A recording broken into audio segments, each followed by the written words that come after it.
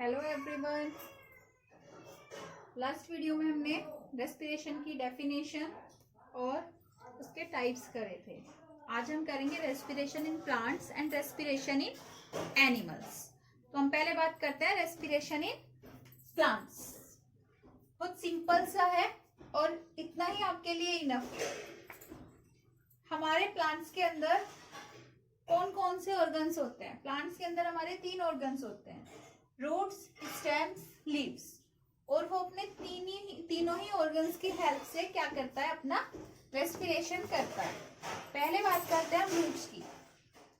Roots में क्या होता है? रूट हेयर्स प्रेजेंट होते हैं हमारे। ओके, रूट्स में क्या होता है? रूट हेयर्स प्रेजेंट होते हैं जो क्या करते हैं? सोइल से O2 एंड CO2 का एक्सचेंज कर लेते हैं बाय द डिफ्यूजन की हेल्प से। ओके, ये जो सोइल पार्टिकल्स होते हैं उनके अंदर से रूट हेयर्स ऑक्सीजन को ले लेते हैं और कार्बन डाइऑक्साइड को रिलीज कर देते हैं। और ये सारा प्रोसेस हमारा बिल्कुल सिंपल प्रोसेस होता है। कौन से? उससे, डिफ्यूजन से। तो हम बोल सकते हैं कि रूट्स में जो रेस्पिरेटरी ऑर्गन्स हैं वो कौन है? रूट हेयर्स हैं। और गैसेस का एक्सचेंज किसकी हेल्प से हो रहा है? डिफ्यूजन की हेल्प से। डिफ्यूजन होता क्या है हमारा? किसी भी गैसेस का या अदर मॉलिक्यूल्स का हायर टू लोअर कंसंट्रेशन जो होता है हमारा मूवमेंट, उसे हम क्या कहते हैं? डिफ्यूजन कहते हैं। दूसरे है हमारे स्टेम्स। स्टेम्स में हमारा जो रेस्पिरेशन होता है, तो जो हमारे यंग वंस स्टेम्स रहते हैं, थोड़े ग्रीन कलर के स्टेम्स रहते हैं, उनमें तो स्टोमेटा ही प्रेजेंट रहते हैं और डिफ्यूजन ऑफ द गैसेस के थ्रू उनके अंदर रेस्पिरेशन हो जाता है। लेकिन जो हमारे वुडी प्लांट होते हैं, उनके जो स्टेम्स होते हैं, उनके अंदर छोटे छोटे होल प्रेजेंट होते हैं। आपने अगर कोई पेड़ देखा होगा तो आपको आसानी से उसके अंदर दिखाई देते हैं होल, छोटे छोटे। ठीक है, उन्हें हम बोलते हैं लेंटिकल्स। तो जो हमारे वुडी स्टेम्स होते हैं उनमें जो गैसेस एक्सचेंज होंगी, रेस्पिरेटरी गैसेस, वो किसकी हेल्प से होंगी? लेंटिकल्स की हेल्प से। प्रोसेस क्या होगा इसमें भी? वही हमारा डिफ्यूजन का ही प्रोसेस होगा। प्रोसेस तीनों में डिफ्यूजन ही चलता है। Okay, third one is leaves. Leaves में रेस्पिरेटरी ऑर्गन्स हमारे होते हैं स्टोमेटा। स्टोमेटा का हमारा एक फंक्शन और था क्या? फोटोसिंथेसिस में भी हेल्प कर रही थी। ओके, और साथ ही साथ ये क्या करती है? लीफ के अंदर हमारा जो गैसेस एक्सचेंज होता है वो भी किसके हेल्प से होता है? स्टोमेटा के हेल्प से ही होता है। स्टोमेटा हमारी कैसी स्ट्रक्चर है? टीनी पोर्स स्ट्रक्चर है, यानी कि छोटे छोटे होल्स होते हैं जो लीफ में प्रेजेंट रहते हैं और रेस्पिरेटरी गैसेस इनके थ्रू एक्सचेंज कर जाती हैं। और कौन से प्रोसेस के थ्रू? डिफ्यूजन के थ्रू। ओके, ये होता है हमारा रेस्पिरेशन इन प्लांट्स। अब हमने स्टार्टिंग के क्लासेस में न्यूट्रिशन वाले पार्ट में पढ़ा था फोटोसिंथेसिस इन प्लांट्स। तो फोटोसिंथेसिस और रेस्पिरेशन में आपको कुछ डिफरेंस नजर आ रहा है? देखो, फोटोसिंथेसिस में हमारा क्या हो रहा था? उसमें हम क्या कर रहे थे? CO2 को इनटेक कर रहे थे और ऑक्सीजन को रिलीज कर रहे थे। और रेस्पिरेशन में क्या होगा? O2 इनटेक होगी और CO2 रिलीज होगा। ओके, अब आप सोच रहे हैं कि जब ये O2 को इनटेक कर रहा है तो फिर रिलीज कैसे कर रहा है? देखो, जो फोटोसिंथेसिस का प्रोसेस होता है वो बहुत लार्ज वॉल्यूम में होता है और उसमें हमारी जो O2 बनती है वो बहुत ज्यादा बनती है। तो उसी में से थोड़ी सी ऑक्सीजन को प्लांट्स अपने रेस्पिरेशन के लिए यूज कर लेते हैं और बाकी को एटमॉस्फेयर में भेज देते हैं। ठीक है, और जो हमारा फोटोसिंथेसिस का प्रोसेस होता है वो डे नाइट दोनों में डे में चलता है। और जो हमारा रेस्पिरेशन का प्रोसेस होता है डे नाइट दोनों में कंटिन्यू चलता रहता है। Okay, clear? Next one is respiration in animals. अब रेस्पिरेशन इन एनिमल्स में क्या होता है?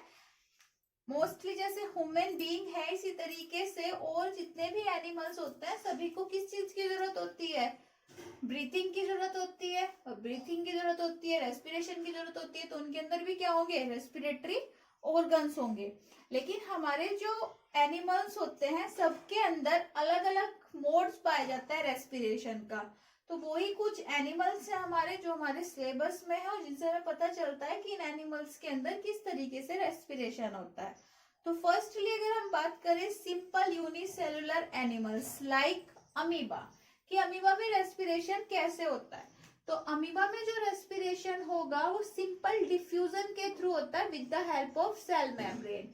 इसकी सेल मेम्ब्रेन की हेल्प से गैसेस इसके अंदर एंटर करती हैं और एग्जिस्ट करती हैं। कौन से प्रोसेस से? डिफ्यूजन के प्रोसेस से। तो हम बोल सकते हैं amoeba depends on simple diffusion of gases for breathing, कि अमीबा सिंपल डिफ्यूजन के ऊपर डिपेंड रहता है गैसेस एक्सचेंज के लिए, अपनी ब्रीथिंग करने के लिए। ओके, इसके अंदर और कोई रेस्पिरेटरी ऑर्गन्स नहीं होता। इसके अंदर अगर रेस्पिरेटरी ऑर्गन्स की बात करें, पूछा जाए कि अमीबा के अंदर कौन सा रेस्पिरेटरी ऑर्गन्स है, तो कौन सा रेस्पिरेटरी ऑर्गन्स है? Cell membrane. और किसकी हेल्प से करता है? With the help of diffusion, diffusion की हेल्प से। Second is earthworm. अर्थवॉर्म हमारा क्या है? अर्थवॉर्म हमारा एक बहुत ही मोइजेट एनिमल्स होता है, जो हमारा कहाँ पाया जाता है? सोइल के अंदर पाया जाता है। और ये क्या करता है? ये अपनी मोइजेट स्किन के थ्रू ही, जो उसकी थिन और मोइजेट स्किन होती है, उसी के थ्रू क्या करता है? अपनी गैसेस को एक्सचेंज करता है। जो अर्थवॉर्म होता है अपनी मोइजेट एंड थिन स्किन के थ्रू गैसेस एक्सचेंज करता है। इसलिए अर्थवॉर्म के अंदर हमारा जो रेस्पिरेटरी ऑर्गन्स है वो है उसकी moist skin. Third is fish. Fish हमारे कैसे एनिमल्स में आती है? फिश हमारे आती है एक्वेटिक एनिमल्स में। फिश की तरीके ही हमारे और भी एक्वेटिक एनिमल्स होते हैं, लाइक प्रॉन, सिपी एक्सेट्रा। तो जो फिश होती है वो हमारी वाटर के अंदर रहती है, ओके, और वाटर से डिजोल्व ऑक्सीजन को वो एक्सट्रैक्ट करती है। तो डिजोल्व ऑक्सीजन को एक्सट्रैक्ट करने के लिए उसके अंदर जो रेस्पिरेटरी ऑर्गन्स होते हैं वो होते हैं गिल्स, और गिल्स ही क्या कराते हैं? उसे गैसेस का एक्सचेंज कराते हैं। गिल्स की हेल्प से ही वो जो पानी में घुली हुई ऑक्सीजन होती है उसे एक्सट्रैक्ट कर पाती है और कार्बन डाइऑक्साइड को फिर वो वाटर में ही रिलीज कर देती है। यही रीजन होता है कि जब हम फिश को पानी से बाहर निकालते हैं तो वो ऑटोमेटिकली मर जाती है, क्योंकि क्या होता है उसके अंदर जो रेस्पिरेटरी ऑर्गन्स होते हैं वो गिल्स होते हैं और वो सिर्फ डिसॉल्व्ड ऑक्सीजन को ले सकते हैं। लेकिन जैसे हम उसे बाहर एटमॉस्फेयर में लाते हैं, एटमॉस्फेयर में जो ऑक्सीजन होती है वो कैसी होती है? फ्रीली ऑक्सीजन होती है, तो इसको वो क्या नहीं कर पाते? एक्सट्रैक्ट नहीं कर पाते, और इसलिए जो फिश होती है हमारी उसकी डेथ हो जाती है। उसके बाद हमारा फोर्थ इज इंसेक्ट। इंसेक्ट हमारे जो होते हैं इनके अंदर जो रेस्पिरेटरी ऑर्गन्स होते हैं वो बिल्कुल सबसे अलग होते हैं। लाइक एग्जांपल हमारा कॉकरोच, मॉस्किटो। एक और बात मैं आपको इनके बारे में बता देती हूँ जो शायद आपको किसी बुक में नहीं मिलेगी, कि जो हमारे इंसेक्ट होते हैं कॉकरोच, मॉस्किटो, इनके अंदर कोई ब्लड नहीं होता, ओके। इसलिए रेस्पिरेटरी गैसेस को इन्हें पूरी बॉडी में फैलाने के लिए, पूरी बॉडी में सर्कुलेट करने के लिए इनके पास कोई ब्लड नहीं है। ये बिना ब्लड के ही क्या करते हैं? गैसेस का सर्कुलेशन करते हैं पूरी बॉडी में। जो इनकी गैसेस रिलीज होती है पूरी बॉडी में जो जाती है वो बिना ब्लड के ही जाती है, with the help of the spiracles. जो इनके अंदर मेन रेस्पिरेटरी ऑर्गन्स होते हैं उन्हें बोलते हैं स्पेरिकल्स। तो हम ये भी बोल सकते हैं कि जो इंसेक्ट है like grasshopper and cockroach and mosquito have the tiny holes called the spiracles on their body and air tube called the trachea। कि पहले इंसेक्ट के अंदर छोटे छोटे होल्स होते हैं जिन्हें हम स्पेरिकल्स बोलते हैं।